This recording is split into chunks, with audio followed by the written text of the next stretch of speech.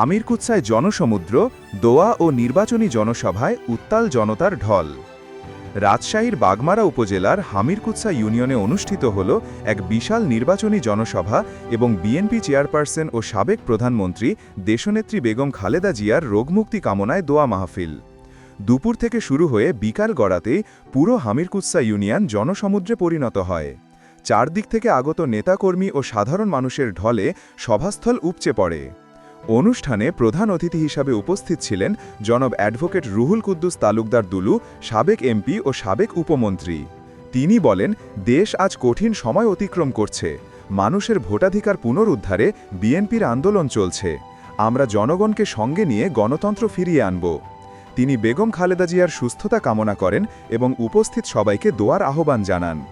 সভায় প্রধান বক্তা হিসেবে বক্তব্য দেন জনাব আবু সাঈদ চাঁদ, সদস্য জাতীয় নির্বাহী কমিটি বিএনপি ও আহ্বায়ক রাজশাহী জেলা বিএনপি। তিনি তার বক্তব্যে দাবি করেন, জনগণ পরিবর্তন চায়, জনগণ শান্তি, গণতন্ত্র ও উন্নত রাষ্ট্র ব্যবস্থা চায়। তিনি আরও বলেন, এই জনসমুদ্রই প্রমাণ করে বাগমারার মানুষ আজ আর অবিচার সহ্য করবে না। সভায় বিশেষ বক্তা হিসেবে বক্তব্য রাখেন ডিএম জিয়াউর রহমান জিয়া, রাজশাহী ৪ বাগমারা বিএনপি মনোনীত জাতীয় সংসদ সদস্য প্রার্থী। তিনি বলেন, আজ হামিরকুৎসা প্রমাণ করেছে বাগমারা জেগে উঠেছে। এই জনগণের শক্তির কাছে কোনো স্বৈরাচার টিকতে পারবে না। তিনি জনগণের উন্নয়ন, শিক্ষা, স্বাস্থ্য ও অবকাঠামো উন্নয়নের ভবিষ্যৎ পরিকল্পনা তুলে ধরেন।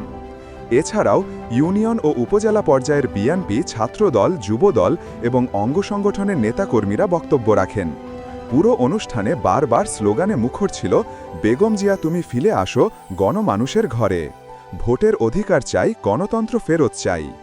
অনুষ্ঠান শেষে মাঠ জুড়ে হাত তুলে বেগম খালেদা জিয়ার রোগমুক্তি ও জাতীয়তাবাদী রাজনৈতিক আদর্শের সফলতার জন্য দোয়া করা হয়। স্থানীয় রাজনৈতিক বিশ্লেষকরা বলেছেন, এই জনসভা বাগমারা বিএনপির শক্তি ও জনপ্রিয়তার নতুন প্রমাণ।